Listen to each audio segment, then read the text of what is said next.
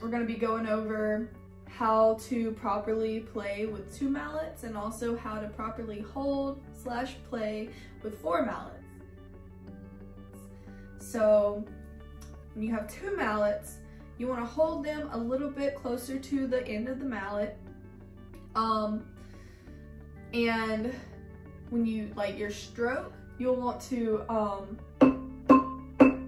not like bring it up, but you do want it to come up naturally. When you're hitting the bars, you don't want to stack, so you don't want your mallets to be like this. You want them to go like kind of like this instead of like this. So when you play, I don't know if you can truly see this, but this is what I mean by stacking. See, it's not on the middle of the bar, so you're gonna want to play in the middle to get the best sound. So if I play like a C scale, you're gonna want to go. I played all in the middle and I didn't stack. And also, when you want to play a roll with 2 mallets, you're still gonna play in the middle. All right, so there are 2 different 4 mallet grips. There's Stevens and there's Burton. So with Stevens, this is what it looks like when you're just holding it. What you're gonna do to get this, you're gonna hold one stick just like you would normally, and then you take the other stick and you're gonna put it between your ring finger and your pinky, or you're gonna hold it with those 2 fingers. So you'll technically be putting it between your middle finger and your ring finger. So it'll be like, it'll go right there. And you hold it with those 2, and I promise it'll be super uncomfortable at first, but it definitely gets better. So Burton grip is way easier to get into. All you do is you take your sticks. This is my right hand. You're gonna take your right hand. Oh, also this is for the right hand. Like if you're holding them in your right hand, you're gonna take the right hand stick and you're gonna place it over the left hand stick in a little X, and then you just put your pointer finger right in between it, and then you hold it.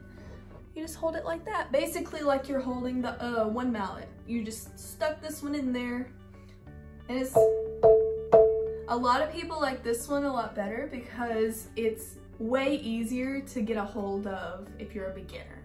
So this applies to both Stevens and Burton. When you start out trying to get a good motion, you're gonna wanna be super loose, not like super, but pretty loose. And you just wanna do this. So you just kinda go up and down. Don't even hit anything. Just literally go up and down like this. Try not to break your wrist where you're like doing like this, and just try to like go flat with it and then come back up. So just do that for a while. And then you can come over to the marimba and find C and G, and you can have it in like 2 octaves. And then you just practice doing that motion, but on the board. So.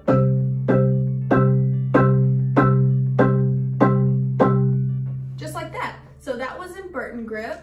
I can show you in Stevens as well. So in Stevens, same thing. You're gonna practice this grip. Like I said, it's gonna feel a little bit weirder because your hands are lower on the sticks, and you'll have to learn how to control it. But all you're gonna do, just the same thing. So now we're gonna talk about something called permutations, which is just playing with a singular mallet, except it means like you're gonna play with each mallet, but singularly. So in my left to right hands, this is mallet 1, this is mallet 2, 3, and 4. So what you're gonna do is you try to single out each one, like that. So it's still kind of the same motion, except you're playing with a singular mallet instead. And it's still a loose technique, so then you can get like faster. You just have to single them out. So when you play, there's this thing called broccoli. you can start on whatever chord you want to. I'm gonna start on A and E and just do that in both hands. So how you would practice this is you think 1, 2, 3, 4, right? And you do that for a couple times. So you go.